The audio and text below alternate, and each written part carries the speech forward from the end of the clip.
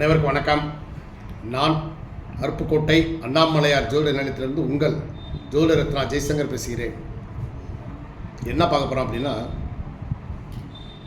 நமது உறவுகளுக்கு எப்பொழுது கண்டம் ஏற்படும், கண்டாத்திரி தோஷம் ஏற்படும் அப்படிங்கிறத இப்போ பார்ப்போம். இப்போ உறவுகள் அப்படின்னா ஒவ்வொரு கிரகத்துக்கும் ஒவ்வொரு உறவுகள் இருக்குது. ஒவ்வொரு கிரகமும் ஒவ்வொரு உறவை குறிக்கும். மொத்தம் 9 நவகிரகங்கள் இல்லையா? இப்போ இதில் சூரியன் எடுத்தீங்கன்னா தந்தை, சந்திரன் தாய், செவ்வாய் சகோதரன் சகோதரிகளை குறிக்கும். சரிங்களா? சரி. புதன் தாய்மாமன் அத்தை அவங்களை குறிக்கிறது. சரிங்களா? தாய்மாமனை குறிக்கிறது புதன். அப்புறம் குரு வந்து குழந்தைகளை குறிக்கிறது.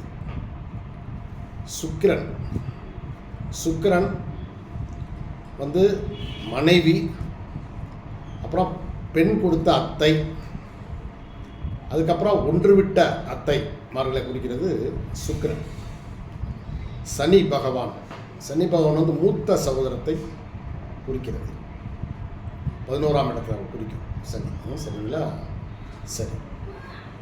ராகு தாத்தா, கேது பாட்டி.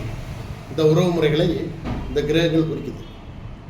இப்போ இந்த உறவுகளுக்கு எப்பொழுது கண்டம் ஏற்படும் அப்படிங்கிறத நம்ம ஜாதகத்தை வச்சு தெரிஞ்சுக்கலாம். எப்படி பார்க்க போகிறோம் அப்படின்னா, உதாரணமாக சூரியன் எடுத்துக்கலாம். தந்தை இல்லையா? சூரியன். இந்த சூரியன் 6, 8, 12 மறைந்து அல்லது பாவகிரகங்களுடன் சேர்ந்தோ பகை நீசம் அடைந்தோ இருக்குன்னு வச்சுக்கோங்களேன்.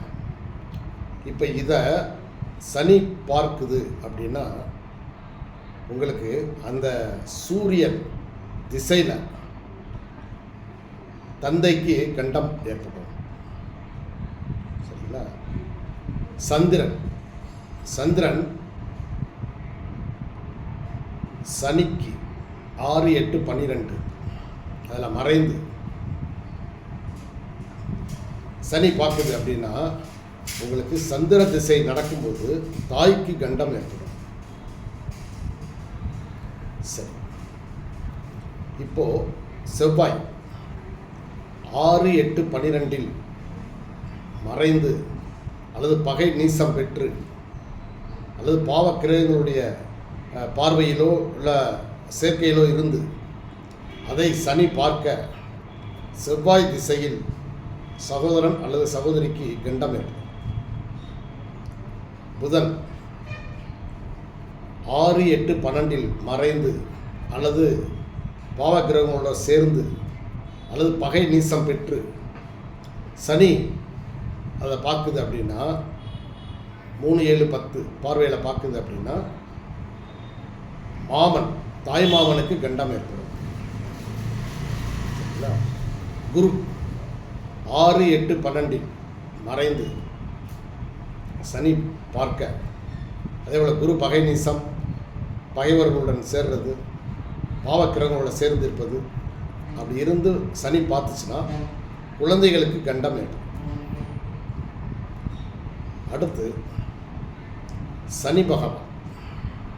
இப்போ அவரே தான் அங்கே நிற்கிறாருன்னு வச்சுக்கோங்களேன். இப்போ சனி வந்து 6, 8, 12 மறைகிறார். இப்போ இதை மற்ற பாவக்கிரகங்களான செவ்வாய், ராகு, கேது பார்வையில் இருந்துச்சுன்னா உங்களுக்கு மூத்த சகோதரனுக்கு சனி திசையில் பாதிப்பு ஏற்படும்.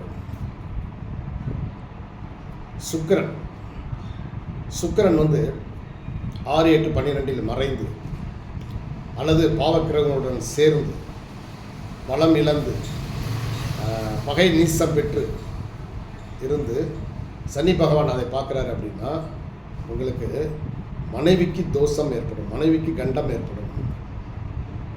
அதே போல் அந்த பெண் கொடுத்த அத்தைமார் ஒன்றுவிட்ட அத்தைகளுக்கு கண்டிப்பாக கண்டம் ஏற்படும், ஒரு பாதிப்புகள் வரும். இந்த கண்டம் அப்படின்னு சொல்கிறது ஒன்று உயிர் போவது, அப்படி இல்லைன்னா உயிர் போவதற்கு ஒப்பான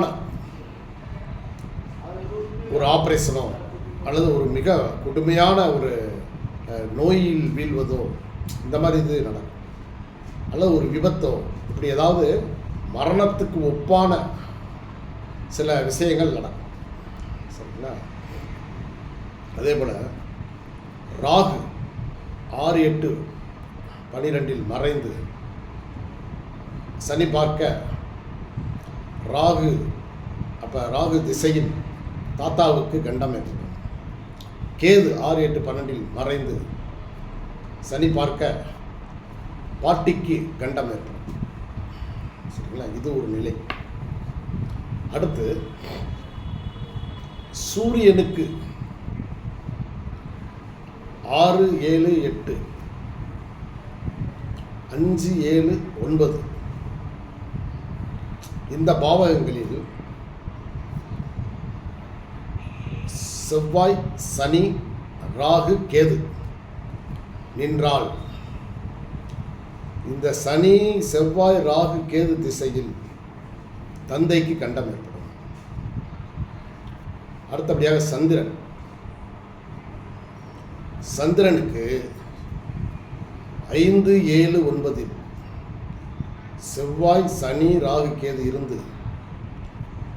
இருந்துச்சுன்னா உங்களுக்கு சனி, செவ்வாய், ராகு, கேது திசையில் தாயாருக்கு கண்டம் ஏற்படும். அடுத்து செவ்வாய் ஒரு இடத்துல நிற்குது, அதுக்கு 5, 7, 9 5, 7, 9 பாவக்கிரகங்களான செவ்வாய், சனி, ராகு, கேது இருந்து இவர்களுடைய திசையில் சகோதரனுக்கு கண்டம் ஏற்படும். சரிங்களா? கண்டம்ங்கிறது நான் ஏற்கனவே விளக்கம் சொல்லியிருக்கேன்.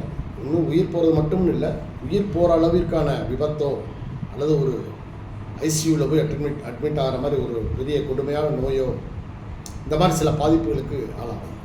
அதுக்கப்புறம் அவர் வாழ்ந்து பிரயோஜனமே இல்லை, நடைப்பணமாக தான் இருப்பார், அதாவது உயிர் வாழ்வார், அவ்வளோதான். அந்த மாதிரி ஒரு சூழ்நிலை வந்துடும். அல்லது ஒரு பெரிய தொழில் நடத்திட்டு இருப்பாங்க, கம்ப்ளீட்டாக லாஸ் ஆகும், அதுவும் ஒரு இறப்புக்கு சம்பந்தம். மனுஷன் உங்களுக்கு வாழ்ந்துட்டு அவனுடைய கண்ணு முன்னாடியே அவனுடைய சொத்துக்கள் சாம்ராஜ்யம் அழிகிறத அவன் பார்க்குறதே ஒரு இறப்புக்கு சமானம் தான். ஸோ இந்த மாதிரி சில விஷயங்கள் நடைபெறும். அடுத்து புதனுக்கு 5, 7, 9 பாவக்கிரகங்களான சனி, செவ்வாய், ராகு, கேது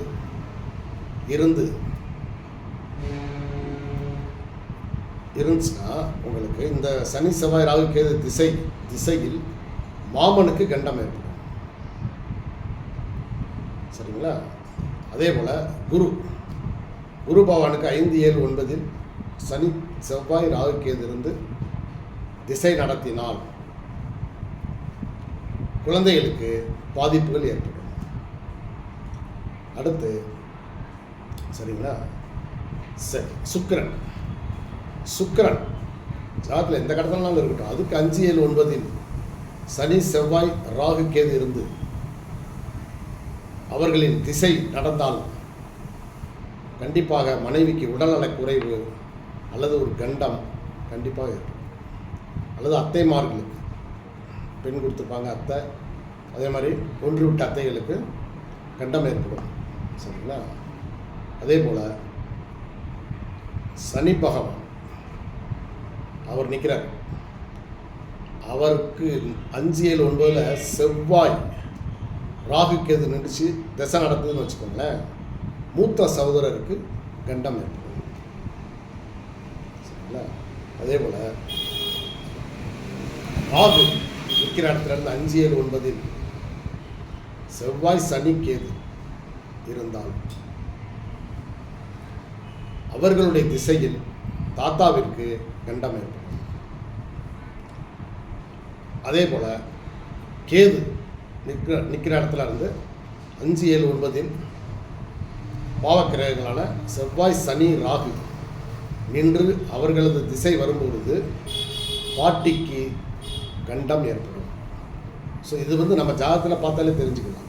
ஸோ அதனால் வந்து நம்ம அந்த சமயத்தில் கொஞ்சம் எச்சரிக்கையாக நம்ம என்ன செஞ்சுக்கலாம், வருமுன் காப்போனாக ஏதாவது சில நம்மளால் முடிந்த சில நடவடிக்கைகளை நம்ம வந்து கேர் பண்ணி அந்த உறவுகள் மேலே கேர் பண்ணி நம்ம அக்கறை செலுத்த வாய்ப்பு இருக்குது. அதனால் அதை கொஞ்சம் நீங்கள் கவனிச்சுக்கோங்க. நன்றி, வணக்கம்.